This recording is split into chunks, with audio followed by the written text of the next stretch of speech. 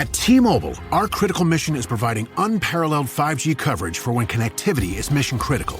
Introducing T-Priority, America's best 5G network experience for first responders, even in times of congestion. More capacity, faster speeds, better coverage.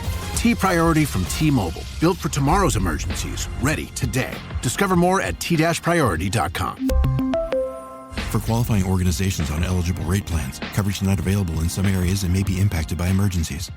I can say to my new Samsung Galaxy S25 Ultra, hey, find a keto-friendly restaurant nearby and text it to Beth and Steve. And it does, without me lifting a finger. So I can get in more squats anywhere I can. 1, 2, 3.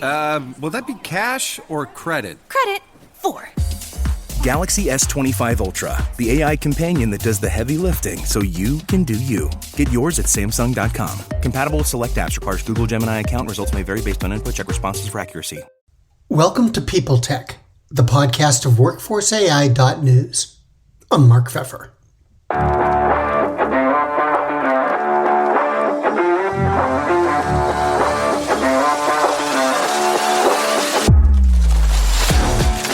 My guest today is Diana Tsai, the co-founder and CEO of Upwage.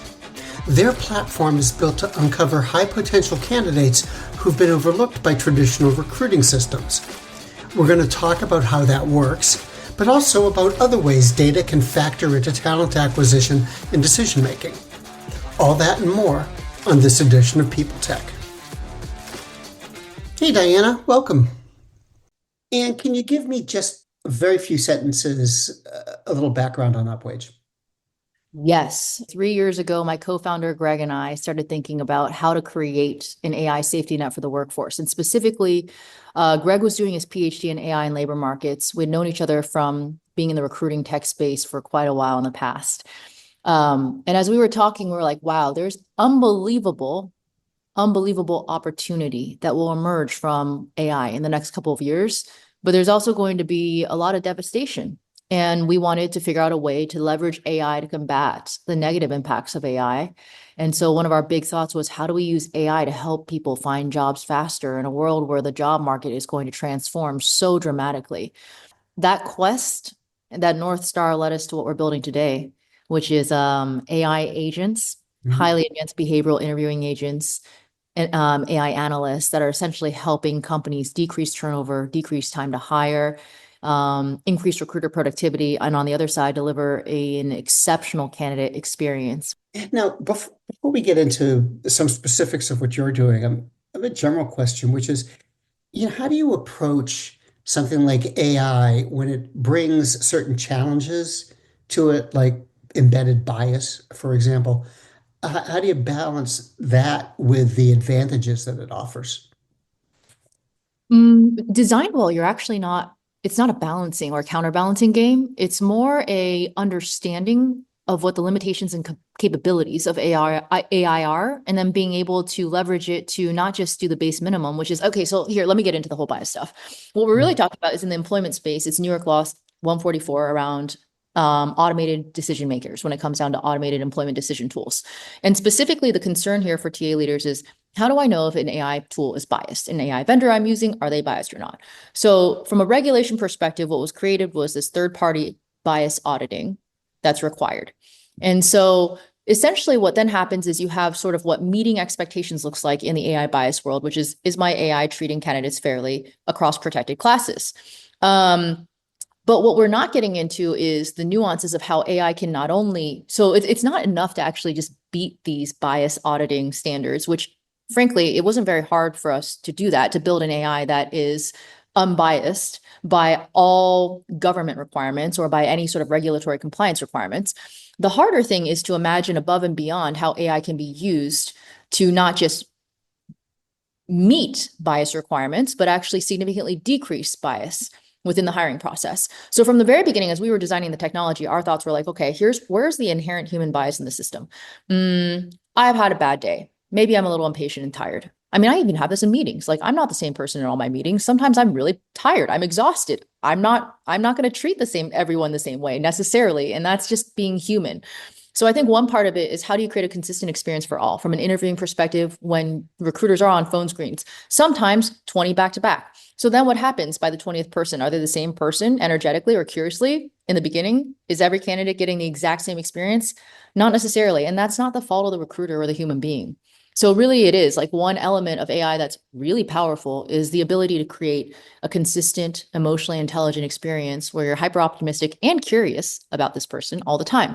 But on top of that, what then happens is you also have the hiring manager side of things. And so oftentimes from a hiring manager perspective, when you're analyzing candidates, hiring managers for the most part are trained based on like their hiring manager guides, whatever it happens to be, interview guides, but their full-time job is not recruiting. They didn't necessarily come out of the TA profession.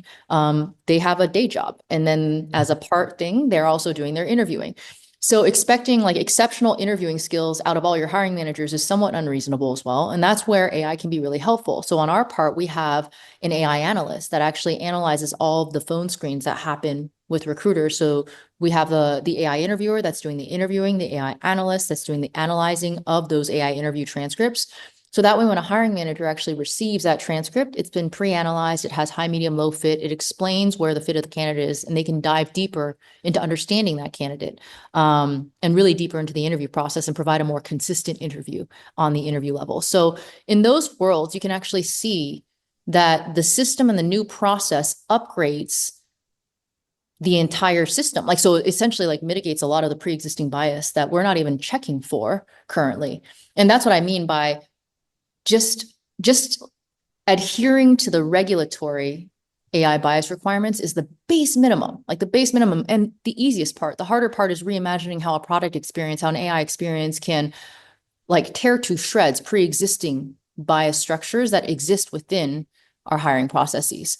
Not because people have malintent, and I'm going to reemphasize that, but it's because we're actually human and it's impossible to provide a consistent experience to every candidate as a human being, unless you're just a superhuman, you know? Yeah. So then let me go back and try and ask you a nuts and bolts question about bias.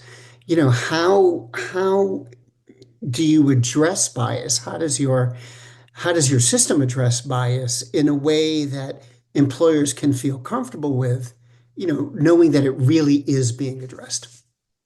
So there's a couple different layers. And so one is, like I mentioned, so we have two different AI agents, right? We have the AI interviewer and the AI analyst.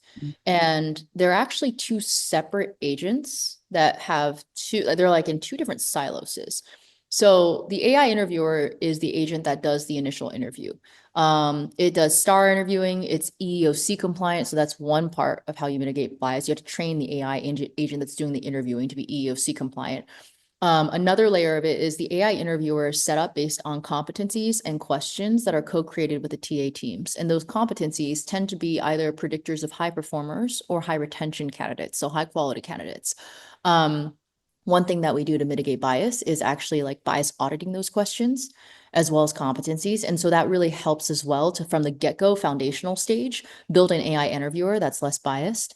The other side of it is actually, so the AI interviewer does the interview, and then the AI analyst is the one that reads all of the transcripts and then does high, medium, low fit scoring against those competencies for the what we call the super screener PDF. So the PDF version of the transcript that's assessed and given to hiring managers. So the AI analyst, actually, what we do is before any of that transcript interview, that the AI interviewer the AI interviewer is the one that's conducting the interview before it reaches the AI analyst. We actually redact all PII so that way the analyst is sort of reading blind. It's almost like a blind analysis. So there's no names, there's no any mention of previous employers. We also try to exclude those schools. Because you know what happens, it's like, oh, they're MIT. Well, this is a great candidate, but it's like, is that true? Is that true?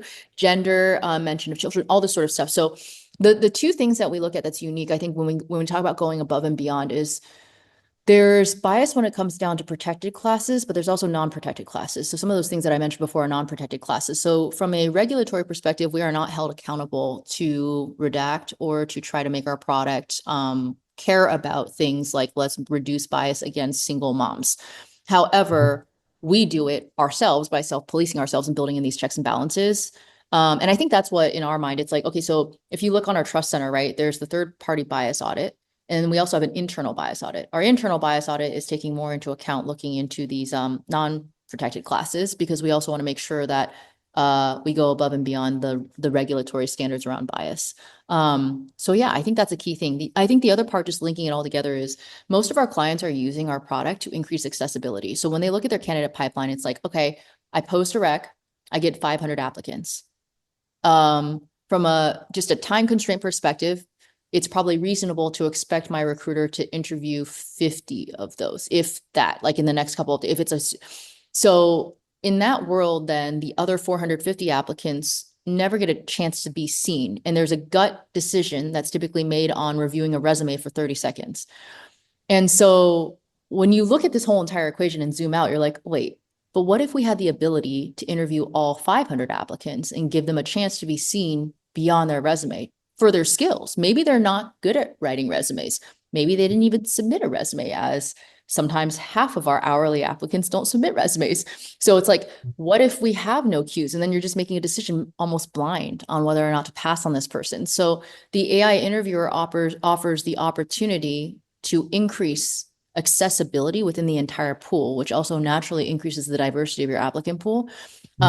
One other thing I'll mention, like from a systems perspective, as we think about the question of accessibility, bias, inclusivity, is really that we see on average about a third of our candidates are completing their interviews off hours. So they're doing it on the weekends. They're doing it at 2 a.m. after they've tucked their kids into bed. They're doing it after their shifts. Some are passive candidates. They have day jobs, or they're gig workers, and they have multiple day shifts that they have to take care of before they're able to focus on an interview.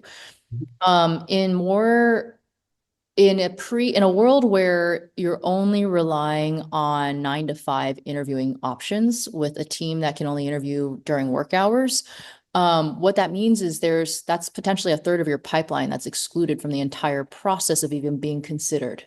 And in many cases, these are folks who may be under circumstances such as, I have kids to take care of, I have multiple jobs I need to do, et cetera, et cetera. So you can imagine the implications when you unlock the floodgates and actually make it possible for them to be interviewed, to be seen, to have their skills assessed on their own time. This episode is brought to you by Prime Video. In the small town of Holland, Michigan, nothing is ever what it seems. Behind the tulip festivals and pretty houses lay dark secrets that threaten to tear a marriage apart. Nicole Kidman stars in this darkly twisted thriller about a wife and mother whose quest to uncover her husband's secrets may get her more than she bargained for. Holland, watch it now on Prime Video. A lot of what you're talking about sort of flies in the face of, typical talent acquisition. Interviewing everybody as opposed to, screening, deciding, interviewing. Do you run into resistance from recruiters or from hiring managers who think this sounds squishy, there needs to be like a tighter process? Or do they basically look at the results and say, okay, no, this works? We are hyper data driven. So usually our data is pretty bulletproof when it comes down to ROI on this stuff. Look, I think if folks are worried about things being squishy, our approach is always to say, hey, let's do some benchmarking. So first, what we're going to look at is there's a couple metrics that I think are exceptionally compelling to recruiters. And then I'll talk about the one for hiring managers. For recruiters, it's really phone screen pass through to hiring manager ratio. So it's really compelling when it's like, whoa, I just noticed that the number of phone screens I need to take, it was 8-1. I needed to do 8 phone screens to find one great candidate I'm going to pass to a hiring manager, and now it's 4-1. What that means is that Upwage helped me save a lot of time by interviewing everyone, finding the best candidates for me to focus my time on, and now I'm only having to do 4 calls for every person I can pass over to a hiring manager. So what we're not saying is everyone drop your phones, stop doing phone screens, and stop doing interviews. We're just saying focus your time on highly qualified, skilled candidates who've actually already gone through an interviewing process. And you might be surprised that some of those may not have had great resumes. You might have passed on them. We get this all the time from recruiters after we run a pilot. And this is the other thing, just run a pilot. And then we ask our recruiters to look out for, is this somebody, like you talked to this person on the phone, they were Upwage ranked high. You've gone through the process, you advanced them. Let's go backwards and look at their resume. Oh my gosh, I would have passed on this person. Whoa. Like that's a hidden gem hire. That's actually the stuff we get most excited about. It's like, who are we missing? Like, who are we missing within pipeline? Either by being like, oh, well, you have to adhere to our hours because we're only available from 9 to 5 on Mondays through Fridays. And so if you can't do that, you're out of our process. Second, we just don't have time. Like if your resume is not good enough or you didn't submit one that caught our eye or you didn't submit a resume, okay, just out of the process entirely. We literally we just don't have time. We don't have physical time to do this. So I think what we see it as is we have created an infinitely patient AI that can spend as much time with a candidate as needed. And oftentimes that's why we get this feedback from candidates, which is like, I love talking to my AI interview. Like that was actually really nice because I felt like I could think about my responses, take my time. I wasn't in a rush. I wasn't nervous. I wasn't anxious. I could make my kids dinner in the middle of my interview, come back and finish. It's like all these kind of things that are actually really make a lot of sense and seem even more emotionally tuned than not, which is why I always find it interesting when people are like, oh, isn't AI dehumanizing? I'm like, no, do I have stories for you on like what is actually humanizing in this process? I forgot one thing, Mark, to the hiring manager interview. So in terms of how hiring managers build trust with Upwage. So we look at the hiring manager to offer ratio. And so REI is like a really good example of this. They were using our AI for specifically events. And the events are store openings, so live events. And they weren't. So the recruiter started using the AI to phone screen first to help with the phone screenings and the initial screen. And their hiring managers didn't realize they were basically getting scheduled with these high fit Upwage interviewed candidates that had been phone screened. And the hiring managers actually said to the recruiting team, whoa, like, this is crazy. This is the best batch of candidates we've ever received. We want to hire them all. That's when we know that we've hit things home with the hiring managers. Oftentimes it's like, do they need to even know AI was involved? Not necessarily. They're just all of a sudden noticing that everyone who they're passed for interview is exceptional and they want to hire everyone. That's usually when we get a signal of like, ooh, something's really, really going well with the tuning process and calibration of the AI. But yeah. But what about on softer things? Cultural fit. Can AI be useful in that? Super useful. Consistency as well. So the use cases here are universal culture fit interviewers. So essentially, this is something that we actually get commonly asked a lot for. So we have 5 cultural values in the company. We're growing, and we would really, really love to hire folks against our 5 cultural fit values. So we actually take those cultural values and just convert them into competencies. And then we take the competencies and then we generate interview questions based on that. So yeah, it's actually fairly straightforward. So from that perspective, rather than looking at, I want to build an AI interviewer that is going to be focused on competencies that define high performance in this particular role, it's like we're looking at cultural cohesion. We'd like to have, in addition to the skills-based or competency-based interviews, we also want a culture fit interview. Actually, the coolest part that AI can do with this kind of data is we can capture. So this is the question I always ask people leaders.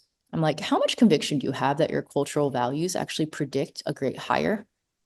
And then they're like, we don't know. That's a really good question. It's gut instinct, or like the executive team decided, or the founding team came up with these values, or like this has always been our values.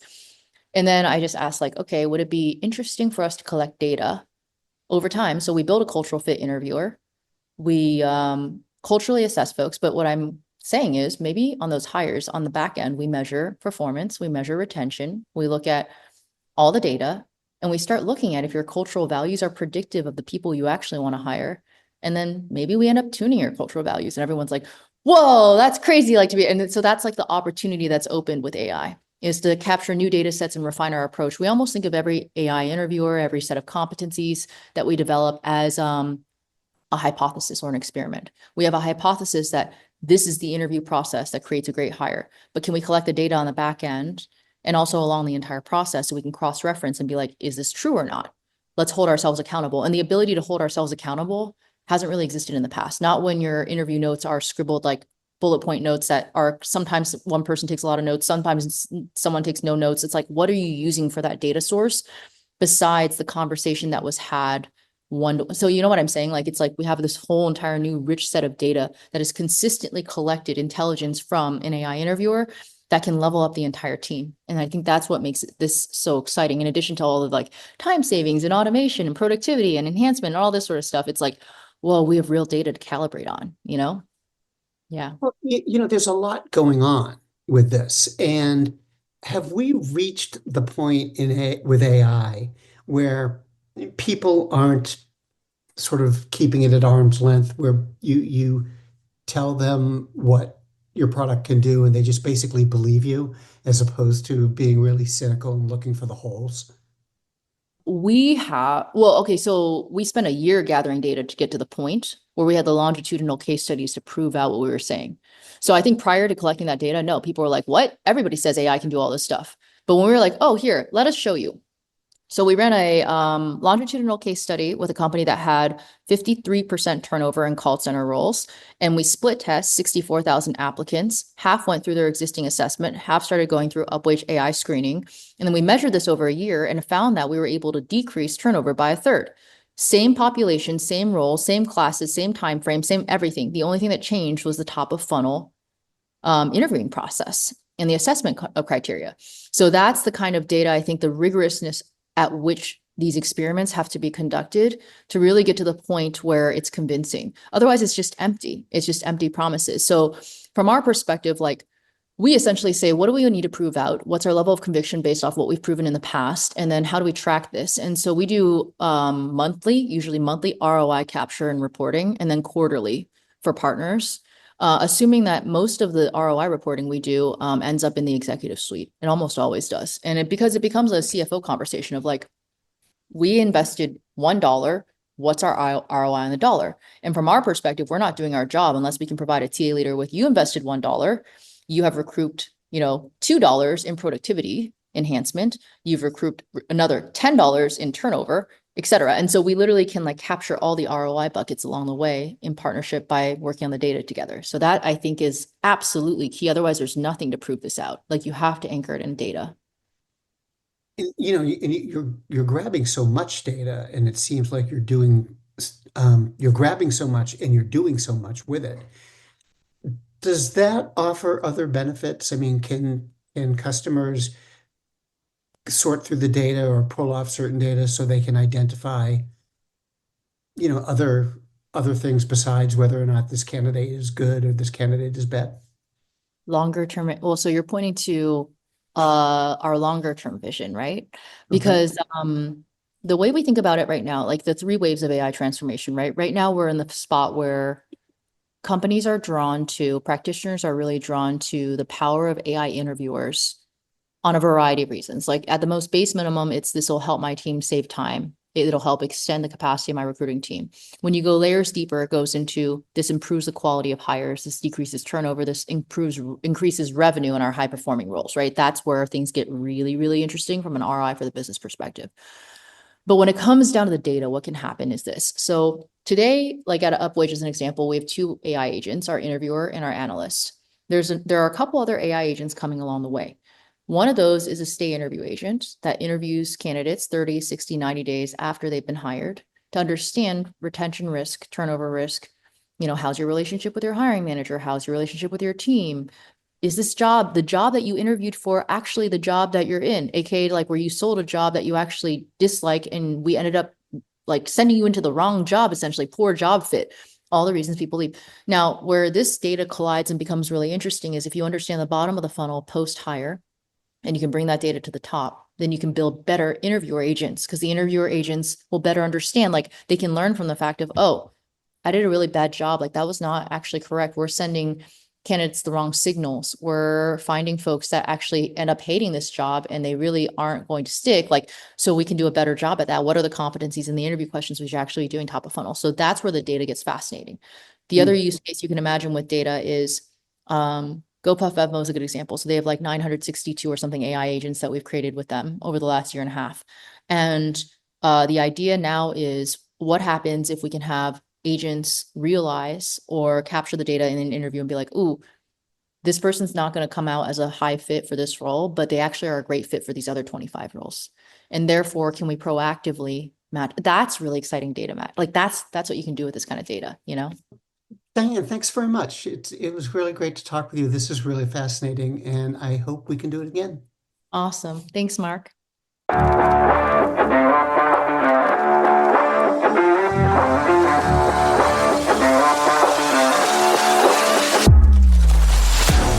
My guest today has been Diana Tsai, the co-founder and CEO of Upwage. And this has been People Tech, the podcast of WorkforceAI.news.